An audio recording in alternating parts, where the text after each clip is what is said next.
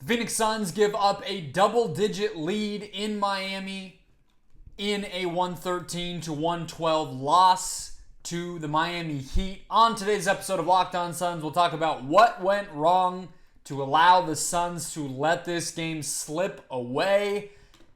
Let's go.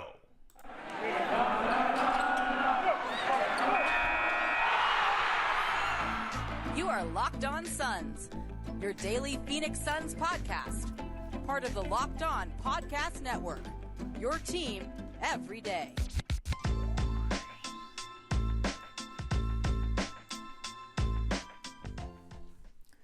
We are back. This is Locked On Phoenix Suns. We are part of the Locked On Podcast Network, and I'm your host, Brendon Kleen, a credentialed media member covering the Suns for the past 6 seasons, and a writer at Suns.com and Dime Magazine. Thank you all for making Locked On Suns your first listen here on this Tuesday. The Suns did lose on Monday night, 113-112 to the Miami Heat, but that is all right.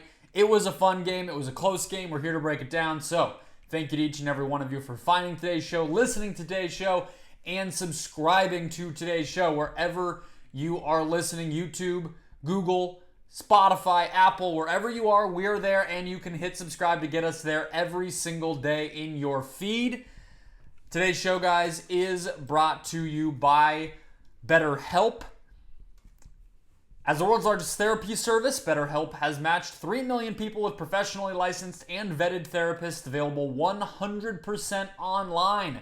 Learn more and save 10% off your first month at betterhelp.com/lockedonnba. Let's get into it. 113-112 is the final score. The Phoenix Suns dropping a very close game, and I would say a much-needed win against the Miami Heat tonight. They are outscored by 8 in the fourth quarter. They had a 102-89 lead in the fourth quarter at one point. The Miami Heat go on a 7-0 run. Then they go on an overall 24-10 run to close out the game. And of course, Miami wins it 113-112. The main driver of that run undoubtedly was Bam Adebayo. And so he is, and his matchup tonight is where we're going to start. What I mean by that is the center spot, if you missed it.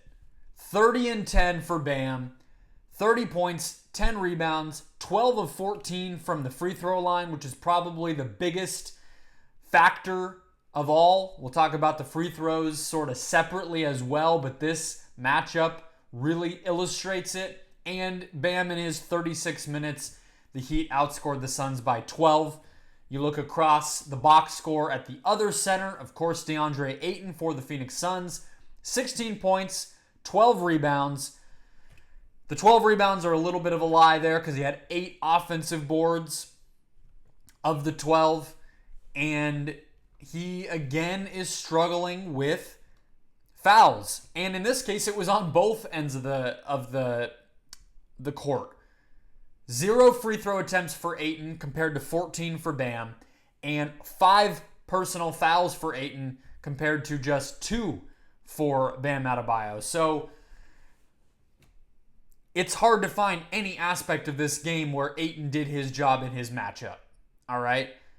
Bam scored 14 points in the fourth quarter alone. He got to the free throw line 6 times in the fourth quarter, and again, he plays the whole fourth quarter, and the Heat outscore the Suns by 8 in that period, make a strong comeback. Bam gets 2 and 1s in the fourth quarter, and then actually gets fouled on a miss to get to the line to clinch the game, hitting the final 2 free throws to win it. So not only did Bam produce, not only did he ratchet it up at the end of the game and close it out, but Ayton did not match him at all. And so let's go back to Ayton here.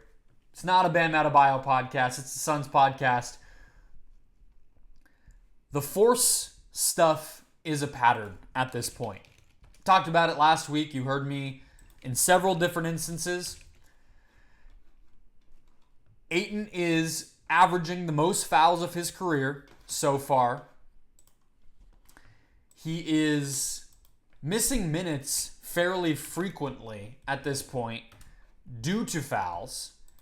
He is also not drawing fouls on his own, getting to the free throw line. And recently he's just flat out stopped producing, rather. He is just a player right now that is not doing a whole lot of good. I would say his defense at the rim tonight was also a weakness. You look at what he did in terms of stopping Miami at the basket. The Heat shot 65% at the rim compared to 57% for the Suns. So you would say again, that's a big plus in the Bam category. And Ayton just hasn't had a game. I mean, you could probably go all the way back to his injury when he missed a couple games with the ankle. I think, I'm not giving him the excuse of saying he's still hurt, but it's basically at that point in time when he really stopped playing at a high level. He had a really monster game against Portland early on. He was great in the opener against the Mavs. But since he got hurt and then he came back, he has not been good. Now, there's a few things you can really look at there. Defensively, I'm not sure what's going on. I don't know why he doesn't seem to have as big of an impact at the center spot. I mean, the Suns are still a top 5 defense. They were at least heading into tonight. So maybe, it's picking nits a little bit. I don't feel like his presence is as strong. He's averaging around the same block rate that he always has, maybe even a little bit lower. And I don't feel like you feel his presence as a defensive player. But offensively, you might even say that it's... I don't know. I don't know what the deal is. I don't want to say that it's because Chris Paul is missing, but that's where my head goes. That hasn't been the case for every game since Ayton got back from the ankle, but obviously the whole road trip, he left the Philly game and then he didn't finish that game and he has missed the past 3. I don't want to say that it's a Chris Paul related thing with Deandre Ayton, but that's where I'm starting to get. The defense, fouling Bam, those are mistakes, those are sloppiness, things that I would imagine just can be fixed. Ayton has said over and over, I'm playing more aggressively, I'm trying to bring an intensity and a level of physicality, and the refs are just calling me for it. That's fine. I don't know if that's true or not, or if it's just him trying to make sense of it himself. I don't notice an increased level of physicality necessarily. I also think if that was the case, I'm not sure why you would only ever see it defensively for Ayton. Why, if he's trying to play more physically, that he's not getting to the foul line himself more as well. I'm not sure what's going on with all of that. But his impact overall on offense was very strong early in the season. Getting the ball in the short roll, making the right pass, finishing at the basket, being a real threat to help take pressure off of Devin Booker, off of Chris Paul, and that is just not here right now whatsoever. So, yeah, you don't want to see Ayton fouling Bam, but Bam's a great player. Bam is an all-star. He's not always aggressive like this, which is probably making Heat fans pretty happy tonight, but a great player taking over late in the game you can live with. What you can't live with is Ayton not getting anything back. He didn't try to get Bam into foul trouble.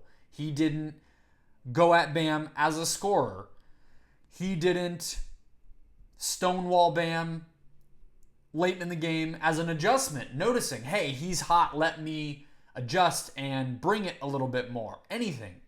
Bam outplayed him. The Suns lost the game. It's not that simple, but in a lot of ways, it is the deciding factor for sure. Want to talk about a couple more things. Cameron Payne and the free throws, those go hand in hand. Payne, another player tonight who did not get to the line. No one really got to the line. We'll get to all that in a sec. First, today's show, guys, brought to you by Sweatblock. I bundled up this weekend. I visited New York City, and I actually did get saved. I'll tell you the story. I halfway through the weekend, it got incredibly cold, so I had to bring a big coat. But you also tuck inside in New York, and then it's warmer. There's a bunch of people. You don't know. You're wearing 3 layers, and all of a sudden you're sweating, whereas you were just, wind-chapped and frigid when you were outside. In this case, I brought Sweat Block, put it on the days that I knew I was going to be layered up, and it worked. Sweat Block wipes are your little secret to confidence right in your back pocket. The Sweat Block wipe works for up to 7 days per use. So I applied it at the beginning of the weekend. The first day was very cold. The last day was very cold. I did not reapply it. All worked. You can apply them on a Sunday and stay dry all week. So if you or someone you love is experiencing embarrassing sweat or odor, try Sweat Block. Save 20% with the promo code LOCKEDON at sweatblock.com. You can also check them out on Amazon. Today's show also brought to you by Rocket Money. Again, filled with subscriptions, filled with unwanted subscriptions. I've turned to Rocket Money, and it's worked for me.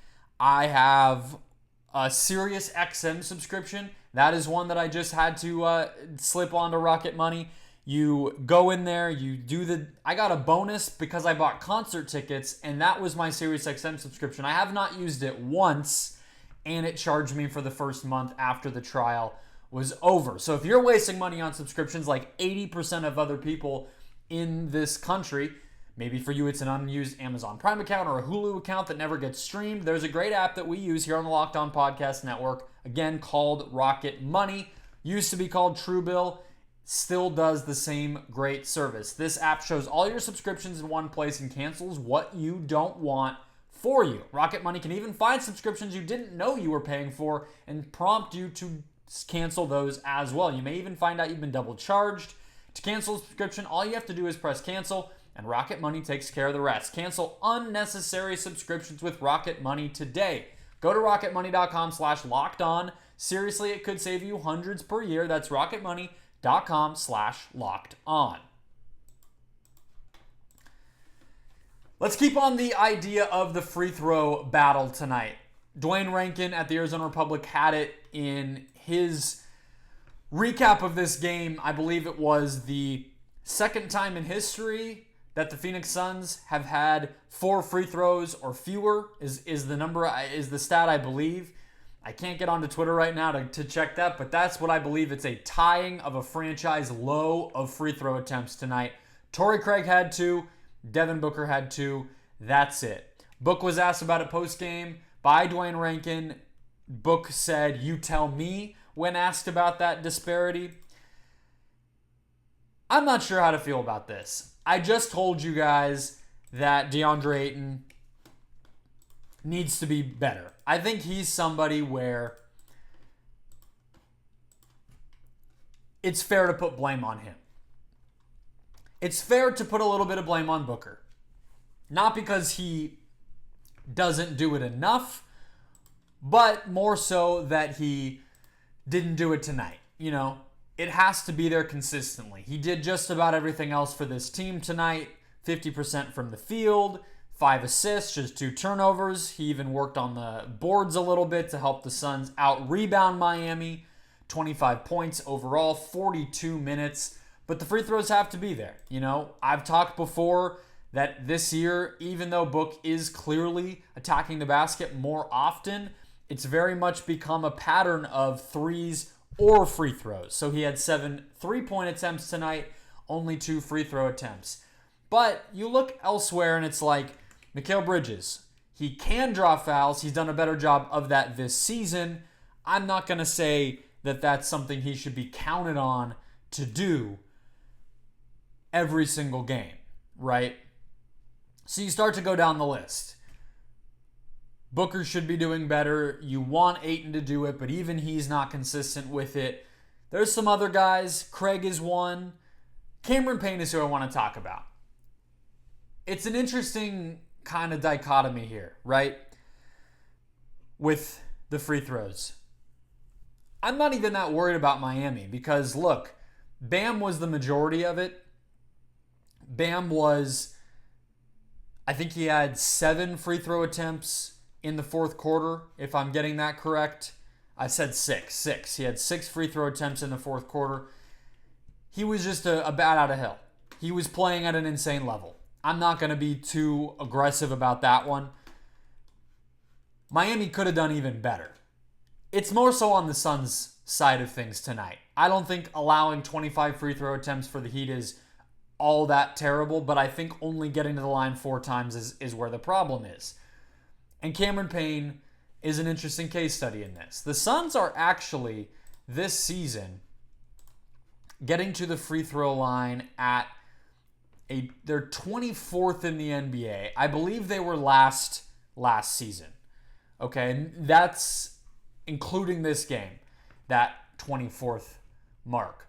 I would say it was probably even better before tonight, obviously. So it hasn't been that big of a weakness. I guess I just look at Cameron Payne because he feels to me like somebody who could be doing a little bit of a better job with it. It could be something where him being in the game over Chris Paul, that's a place where you can punish. Paul's not really a guy who's going to get to the free throw line because he doesn't attack the basket, but we know Cam Payne does that. So he's one where it's just kind of emblematic to me of the overall struggles of the Suns being aggressive, getting to the basket. Cam Payne's going to take a floater. He had a nice floater late in the game in the fourth quarter. He can take that pull-up 3. He didn't make his shots at all tonight, but he's in that attacking mindset. And so you look at his career in 4 seasons for the Suns, he has never attempted more than 2.5 free throws per game. That was last year, or per 36 minutes, but that was last season. I had hoped he would be on an upward trajectory. He's a good free throw shooter. He's just never been that guy. It's just the type of thing where it's an easy way for opponents to beat the Suns. It's an easy way for a team like the Heat that has Butler, that has Bam, 2 physical players who can handle the ball, who can drive to the basket and initiate contact. It's an easy way for the Suns to lose some of these small subsets of games. But let's talk a little bit more about Payne specifically, because despite that little bit of a nitpick with him, I think this is about as good of a 4 of 17 game as you could ask for. I think he continues to make the right pass versus shoot decisions, the right 3-point versus drive decisions. I just think he kind of missed shots tonight, and I think that's going to happen.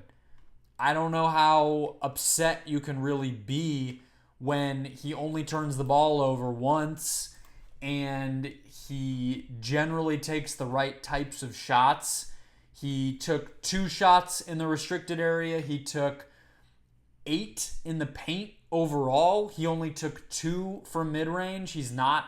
I think getting Cam Payne to take a mid-range shot is an ultimate victory for a defense. So when I look and he's 2 of 8 in the paint and 1 of 6 from 3, that's a fluky night.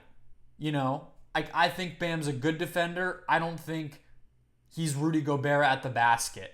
He is a deterrent. He is somebody that you could see Payne adjusting to, but I don't give all the credit for Adebayo for that. Okay, so Payne has been good without Chris Paul in there. He is playing much, much better this season. He is somebody who I've continued to say plays with the ideal level of intensity and force that you want to see. Could he draw more fouls? Could he be one of the guys who flips that a little bit more in the Suns' favor on a night like this? Yes. But he also just had a cold night. He also was, missing his shots, out of rhythm. So he's not going to be the hero in that way. The Suns are depleted, and yet they were still within 1 point. I think that's totally fine. I know this is going to be a bummer of a loss to people, but I look at it and it's just difficult for me to overreact too much. I'm not going to do that tonight. I think they played well. This was a very fun game. Booker had a shot at the end. And what are you going to do? What are you going to do? I want to talk about Duane Washington and then a few more bench points before we get out of here. First, today's show, guys, also brought to you by Prize Picks.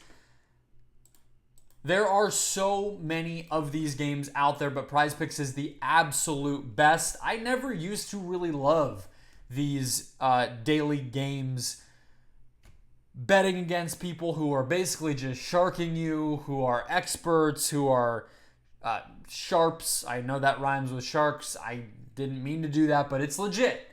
You can enter into a pool and you just get slammed because people know more than you. They have more data than you. They have more entries than you. PrizePicks doesn't do any of that. PrizePicks is you versus the PrizePicks player projections.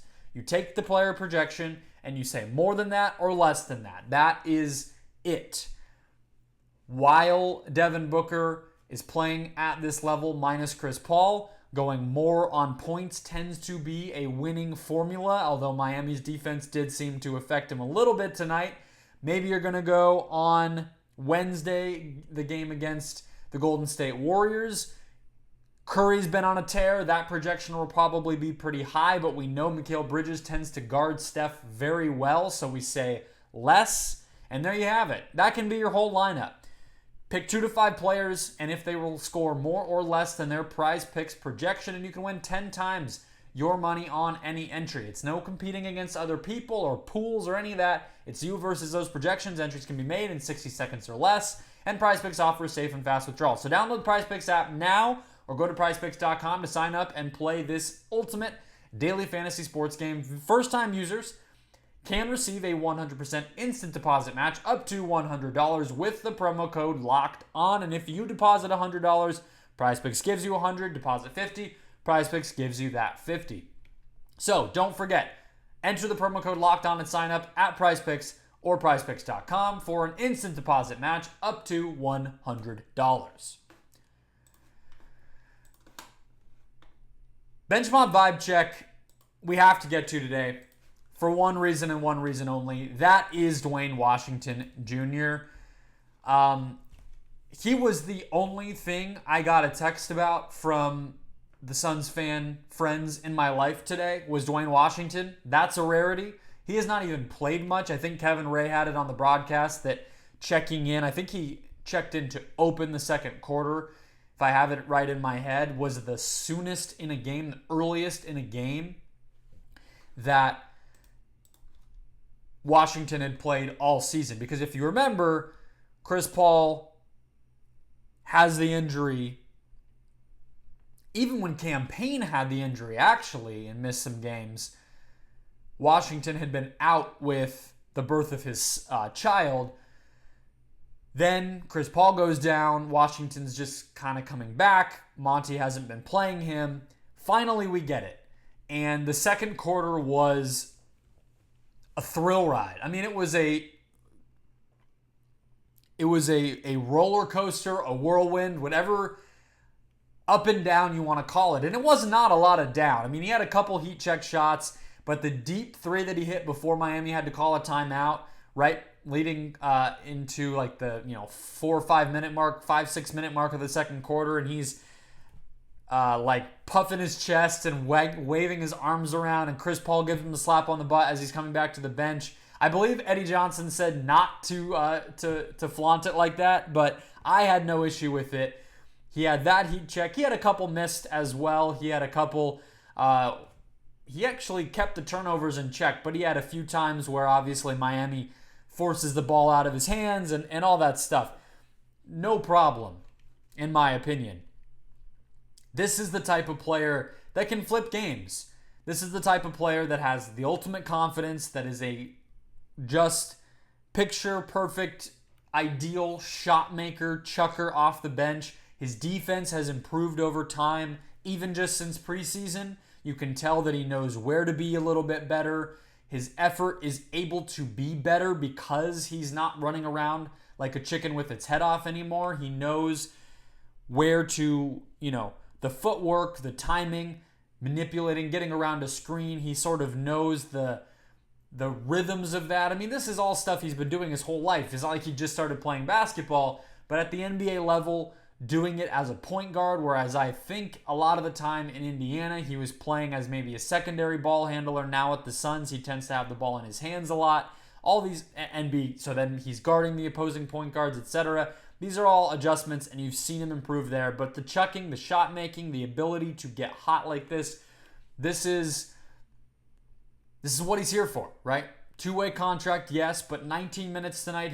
The Suns were a plus 12 when he was out there. That's the best on the team. I don't know, frankly, why Monty didn't go to him more often in the second half. Campaign, like we just talked about, was not his best tonight. I know the defense is going to be an issue, but I have a hard time believing that, put him on Strus, put him on Martin. Those guys are good shooters, but I think you can live with that, and I think Washington could have made a difference. You look at the fourth quarter, the Suns only scored 21 points. If Washington's out there a little bit more, I think it's at least worth a look when he was playing so well. That said, the other thing this brings us to is just sort of an overall observation about this bench. Watching Washington play like he did and score and put up points in bunches. Watching Damian Lee really just lean into that 3-and-D role. I mean, he's not an incredible, amazing defender, but he's very good as a team defender. He's a very smart player and made 4 of his 7 threes tonight. You look at Josh Okogie getting run tonight, even Bismack Biyombo against the more versatile, athletic Heat. The observation is, it feels to me like Monty having more of a bench of specialists is helping him. And what I mean by that is, yes, in the past there was a Langston Galloway, right? But overall, I guess you could say JaVale McGee was sort of a specialist as you want him to be in the pick and roll first and foremost, and other than that, he's going to be a little bit exposed.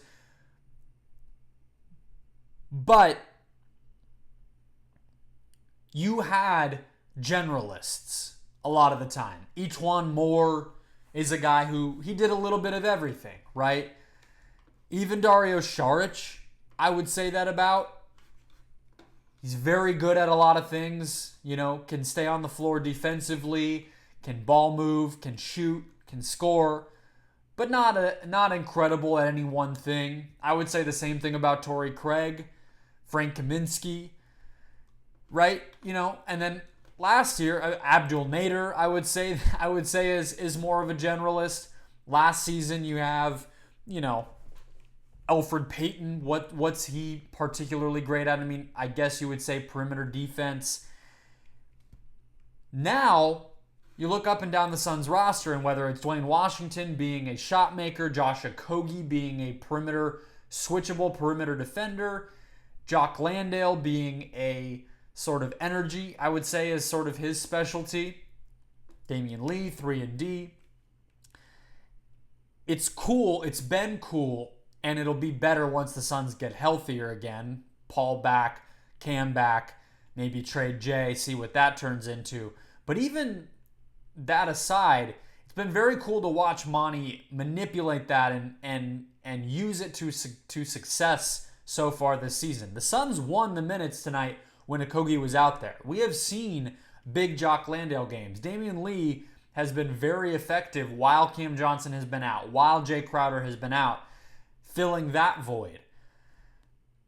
We saw Duane Washington do it, the latest guy. We've even seen Bismack Biyombo in games where the Suns needed a switchable defensive option. Biyombo's specialty sort of is that at this point in his career. He was a block machine for the few games when Ayton was out as a rim defender. So I kind of like this look. I like that Monty can look, okay, I'm playing Miami. Yes, I have Paul out, so that affects the rotation and Shamet. But I have Okogie, and that works for this matchup. Maybe if it was a bigger team or a more traditional sized team, you might have seen Dario in there. But instead, it's Okogie, it's Biyombo, etc. So just an observation. Not so much of a vibe check in this moment, but more an overall vibe of the way this roster's built. It's a very different bench than the Suns have had in the past. It's better than we expected so far, and I think that has a lot to do with it. It's allowing Monty to mix and match, even in a year where the Suns have had to deal with absences a lot already.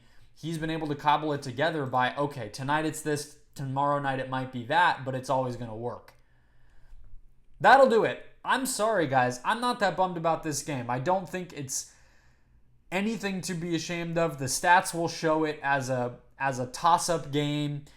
Book went up in a last-minute spot against Jimmy Butler, who's one of the best defenders in the NBA. He got his shot blocked. He had to give up a heave at the end. I don't have a problem with it. That's why I didn't talk too much about the last shot. I don't think that's really what this was about. I think Bam taking over was the story. I think the free throws did not help. Payne missed a bunch of shots, but at the end, they were right in it. 1 point loss. They're still 8-5. They play the Warriors, who they should be able to beat right now, and they can get back on track. So that'll do it for today's show. A big thanks for making Locked On Suns your first listen every single day. Wednesdays, Tuesdays, Thursdays, whatever it is.